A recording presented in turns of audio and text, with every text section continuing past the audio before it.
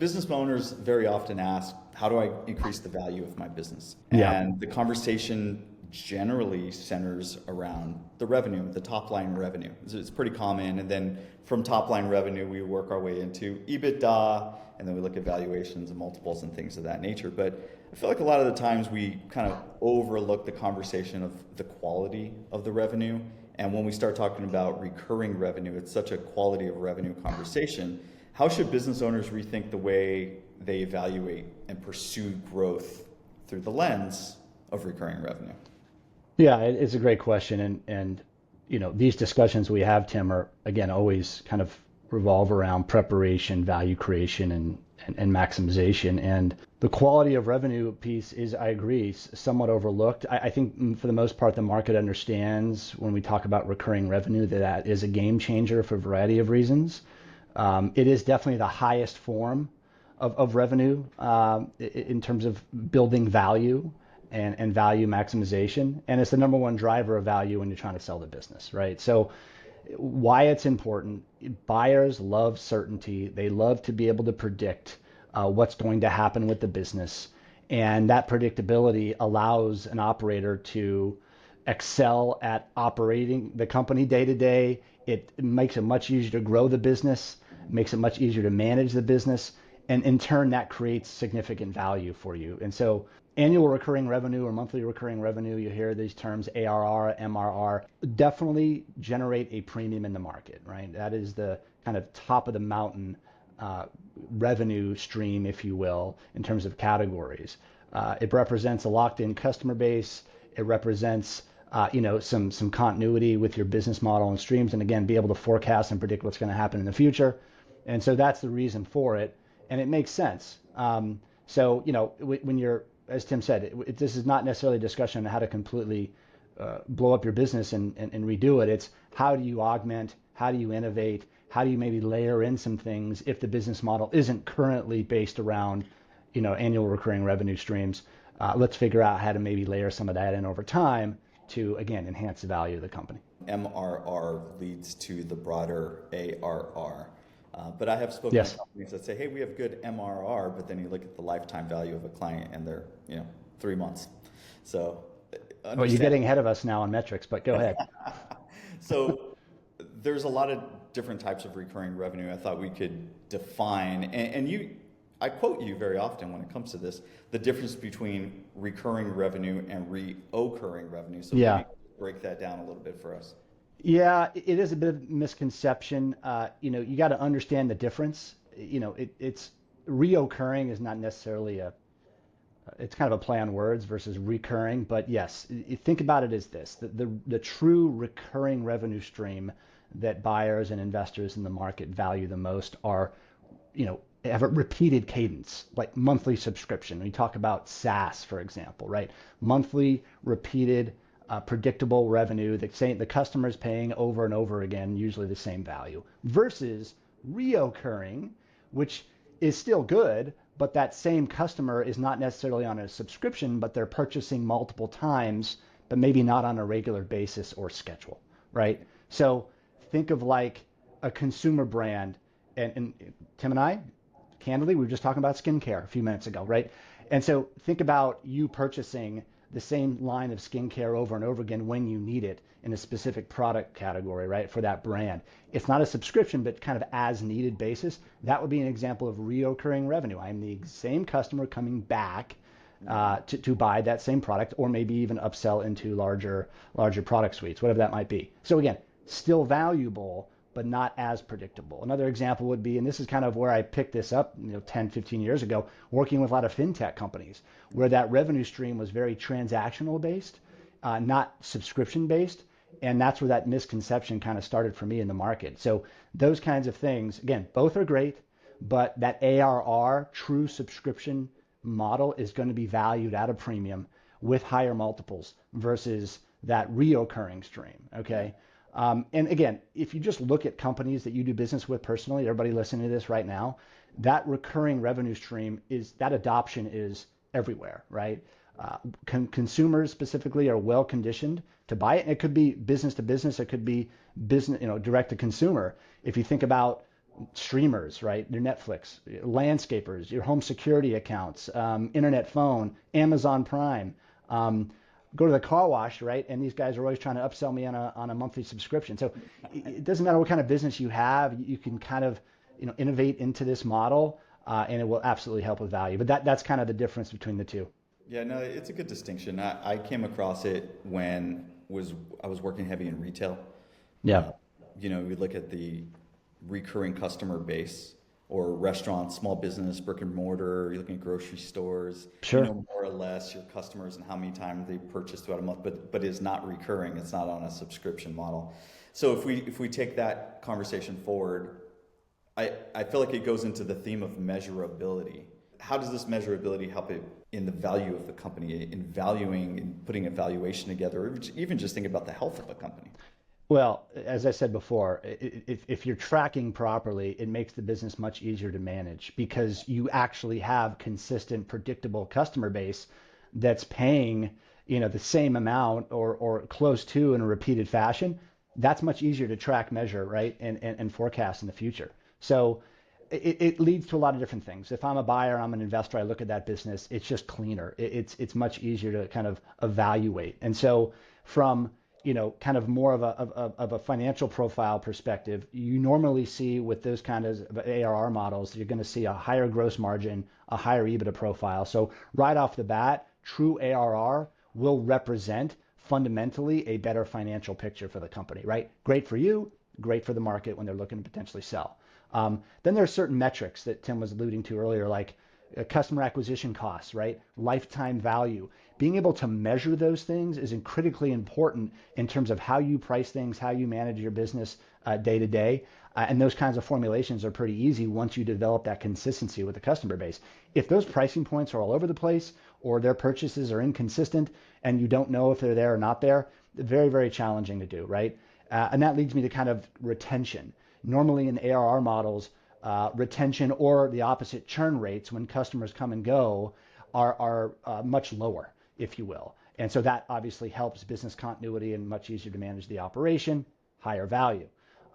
Concentration risk, you see historically too with true ARR models, there's less concentration, meaning more diversified customer base and less concern around one or two customers representing that total sale, right? Or total revenue, if you will. And that's a big deal. And then you have the metric around organically growing the same customers you already have, either upselling them into different subscriptions or different products, or just growing that account over time. And that's called net revenue retention, which buyers and investors really focus on in those types of models. Again, really easy to measure. And then, in my opinion, being able to understand your customer is critical. And it's much easier to do when those customers are repeat purchasers, right? You understand who they are, what their buying habits are, the demographic, the preferences. You can market better to them, probably more cost efficient to do so, right? And buyers and investors love when you have customer cohort analysis that makes sense based on evidence. And it's much easier to gain that evidence and access that evidence when, again, they're purchasing the same thing over and over again. And so just generally the predictability around that piece, when you can measure, track, it leads to better performance, leads to higher value. I got a lot of tech, That yeah, was such a maybe too much soundbite. technical stuff. That was such a soundbite. Man, you dropped a lot of value there. Okay, so let's Yeah. just run it back just a few things. Yep. Concentration risk is lower. And I know the Growthink rule of 20, which you coined, which is we don't like to see any single customer more than 20-25% of total revenue ever. Right. A good subscription model helps there. Net Yes. revenue retention, brilliant. Organically growing the revenue and the customers you already have. Yep. Customer cohort analysis. I don't know how many of you out there watching this ever do customer cohort analysis, but it is a very smart and nutritious, as Jay Turo would say, a very nutritious exercise to go through who your customers are and what you can learn about them and find other opportunities, because it's not about pulling the money from them, it's about increasing the value that you add, and if they find the value, they'll stick with you and it becomes very Yes. sticky. Lower churn rates, brilliant. And just understanding your customer acquisition costs and your lifetime value all kind of wrapped up into one. I think those are the sound bites. It's fantastic. And here's another one too, Tim, sorry to interrupt. So Please, if yeah. you're looking at customer acquisition cost lifetime value, 3 to 1, right? That lifetime value should be 3 times higher than your acquisition cost, and that's the baseline. Anything above that, and that's fantastic in the market. Just quick I, aside for people. no, Yeah. that's great. That's great. So there's more than one type of recurring revenue model, right? Most people Yes. think, oh, subscriptions. Well, I can't do a subscription in my business. And then that's where the conversation ends. But let's Yep. break down maybe a few different types of recurring revenue models that are common for most folks. So yeah, I mean, going down to kind of the actual model itself, then we'll talk about actual examples maybe of Sure. what companies can do. So as I said earlier, that top of the mountain kind of enterprise software SaaS model is where the real premiums are achieved in terms of value. Next level would kind of be that subscription based, like I mentioned earlier. Think about your Netflix membership or subscription. Service contracts are also a way to consider reoccurring revenue, where it could be maintenance contracts, extended warranty type of things, whatever that might be, data subscriptions. Then from there is kind of membership, general services, like think your Costco membership or your gym membership. From there, the classic razor blade model, consumables with replenishment, where you buy the hardware piece and then you continue on using different blades over time. Obviously, that works. Maybe not valued as high as that SaaS type of model, but very attractive. And then on top of that, you need to think about the revenue stream, not just one, but how to stack or bundle those streams over time.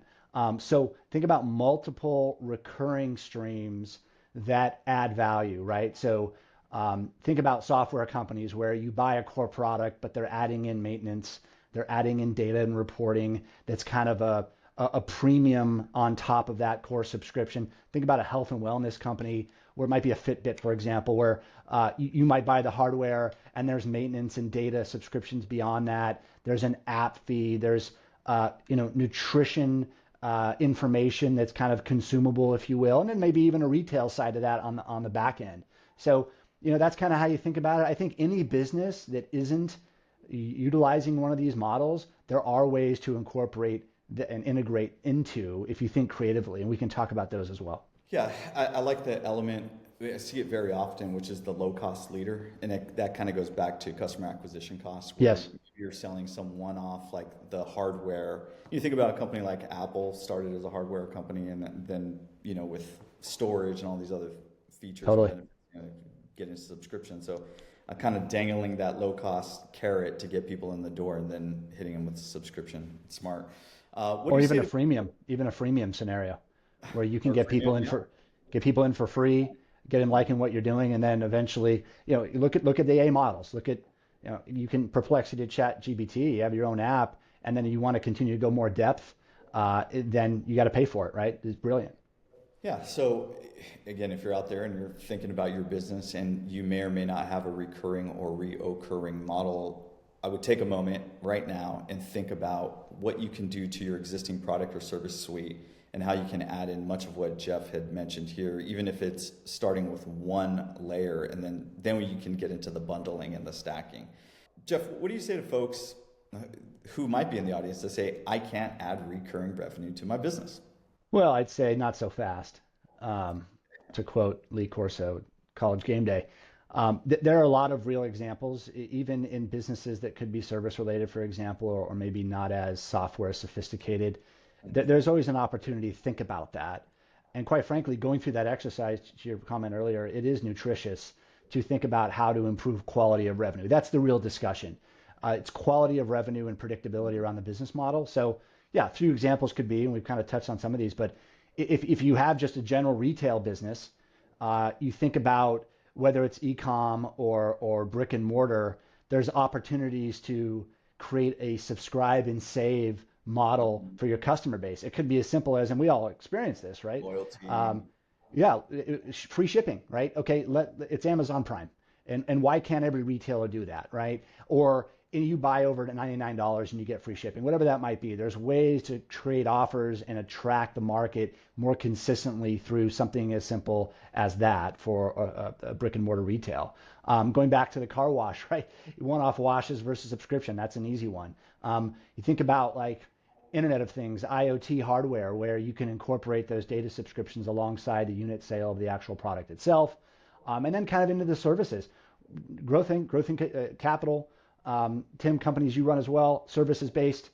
A lot of those companies can think about transitioning at least a portion of your client book from project based work to more planning based work, strategic, longer term, capture real time value where you can maybe spread that monetization over time, capture that client, every single day and be able to add value. And so thinking about that, versus kind of what you've been historically doing, marketing firms, right? Historically, maybe a base retainer, you add that on to analytics and content subscriptions and just a way to kind of even out those revenue streams, but add more value to the client relationship is also a great thing to think about. So, a lot of examples like that, but I would argue if we had a chance to evaluate your business and set you up for success, and you're thinking, well, okay, my exit might be 2 to 3 years from now or longer. What are we doing to optimize quality of revenue and predictability? And that's how you think about it, is what can I do to create ARR revenue streams that make sense for my business that my clients will eventually adopt, right? And that's not a hard conversation. It's not rocket science. It's just probably testing, understanding your market, understanding your customers, and then I know we might talk about this too, Tim, around how do you build systems around that to actually execute. Yeah, yeah, no, that's a good point. The exit planning conversation, when you think about what are you handing to the next buyer? Are you Yeah, handing them a mess? Are you handing them low LTV? Are you handing them a mystery in a box, right? right. You want to kind of reduce the mystery, and I think that's where a lot of this comes in. You skipped ahead of my question here, which is how does Growthink help business owners, assess these issues? And I actually have a real-time example, quite frankly. We had a Please. client that they were making all of their revenue from in advertising from just fees, media management fees. It's very common. But what we did is we took a look at the market and we realized that all of their competitors were charging small retainers, just service Hmm. fees, management fees, and they were not. So we said, well, why don't you just test it? Why don't you just start incorporating a low service retainer fee, just cover the cost of business? And they started introducing it for one client, two client, three clients. They have on average about 25 clients. So that's an extra $25,000 a month. That's an extra, if you're only charging $1,000, I mean, you could charge Right. $2,000, right? That could be a minimum of $250,000 that you just picked up from including something that you can add a little extra value, and the client would be happy to pay because of the extra value they're getting. But then you're locking them into longer term contracts and building that And piece in. building immense value for the company. And that alone, Tim, that recurring revenue stream will have its own multiple, right? Yes. That's Yeah. going to be higher than maybe some of those service streams that the company already has from its legacy business. And so that's what we talk about stacking, but that's how it's applied real time in the market. If you're talking to a buyer and they'll actually segment those revenue streams and say, okay, we'll stick a multiple here, or we'll value this stream higher than this, and this, and that is it's not going to go unvalued or underappreciated, right? If you can build that in, it makes sense. And that's a big part of what we're doing here when we talk about exit planning, is to layer those things in and how to, again, accrete value over time. Okay, so you mentioned infrastructure and systems. What additional Yep. infrastructure may be needed to manage the recurring revenue appropriately? Yeah, I think if you're coming from kind of legacy services, it's unlikely and maybe you do, but you just think of like billing software, systems to manage those recurring streams because they usually are automated, right? And this is the beauty of it, when your customers are opting in, and if they're not opting out very often, that i.e. low churn rate, then you need systems to automate that, and that's normally going to be in the form of software. So, and there's a lot of options out there in the market to be able to bake in. Now, it could be some migration or integration that would take time, but man, you don't want to manage that with people necessarily. It's something that needs to be done on the front end and the back end, right? And it's also cleaner reporting when the software is handling it. And when you talk about an exit strategy, to your point, the due diligence effort when you're handing a clean company to a potential buyer or investor, and they're able to look at the systems and see based on the measurability and reporting opportunities, Good point. clean, consistent, automated, that's going to go a lot smoother versus doing one-off approach and pulling out QuickBooks manually and trying to do formulas. right? Much easier that way. So that's infrastructure piece number one. Number two is financial reporting tools that will recognize different revenue streams and allow you to, for yourself, to manage the business real time when you're noticing ebbs and flows in what you're doing, be able to adapt and make changes. And two, as you go to market and want to sell the company, that is due diligence point number one. Financial reporting tools, clean financials that buyers and investors can access easily and then kind of derive their own outcomes from. That's a huge selling point. And that increases the sellability, not just value, but the ability for you to actually get a deal done. That's huge. And then the final thing I'll say, actually maybe people, but also maybe technology. When you have a large and growing subscription base, you're naturally going to need to service those customers. And so whether you bake in a customer service team or account managers, which you probably should to consider if you don't already have, and or of course there's AI technology now, whether it could be a chatbot or something else to help push that forward, which would probably be a recommendation of ours. So these tools are available. If you haven't incorporated them, a great reason to do that would be to, as you expand kind of this recurring stream that you might bake into the business. I have a curveball question for you. Love curveballs. I like fastballs, but I'll hit curveballs You're, once in a while. you're talking about legacy businesses, and a Yeah. lot of our clients have been operational for 20, 30, 50 years. We have clients 90 years in business, pushing up on 100. We see this where they don't want to build it, they just want to buy it. What's your take on it? So buy versus build is a conversation I think we have frequently. If you can identify opportunities in the market, and those opportunities are justified by the cost and implementation, then it's absolutely a strategy you need to consider. Now, with that said, and we do, our Growthink Capital, Tim, does a lot of buy-side work for clients in this respect, where you have operating companies looking to acquire other business for synergistic reasons. Could be capabilities, could be customer base, could be revenue streams like this. That is something to consider. So you have to plan for that, but oftentimes the buy versus build is actually a lower cost option, allows you to kind of integrate and execute quickly, and also not spend a ton of time on the build when that build will require market testing, a lot of iteration, and probably a much higher cost. Now, if that build does associate with some very specific intellectual property, for example, or you're kind of capturing something that creates major differentiation, then sure, that's something to consider. But if you have to go out and raise the capital to do it and it's not funding off the balance sheet, then it makes it much more difficult. But that's something you can definitely compare side by side to say, okay, what makes more sense here? And I would say in this market environment, the build strategy of inorganic growth to go out and acquire assets is very active, very lucrative. And even access to capital for that is going to be easier than access to capital trying to build it yourself internally. Does that make sense? No, that's a great point. Very well said. Chock full of value here. If you're out there in the audience and you're thinking, yeah, it's probably time for me to take a deeper look at my business model, Jeff, what's the next step for these folks?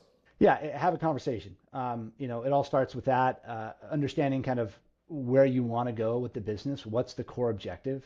As we talk about, we're always discussing planning and predictability and value maximization. If that is in fact what the goal is, then these little steps we can take, we've talked about today, are a very easy conversation to have, to throw some ideas out there, get creative, talk about how you would implement that. But again, it all starts around where you want to go and where you want to end up, and we work our way back. But this is just one angle, too many in just the general discussion around value creation for a business. But yeah, love to have that conversation. It's fun for us, and I think we'd have a lot of good ideas, regardless of the business that you might have. All right, you heard it there. Jeff, thanks for the time. Thanks for joining, everyone. And we'll put our contact information down below. Reach out to Jeff Jones. Take him out to coffee if you're in the Los Angeles area. Indeed. Thank you. Thanks, everyone. Bye.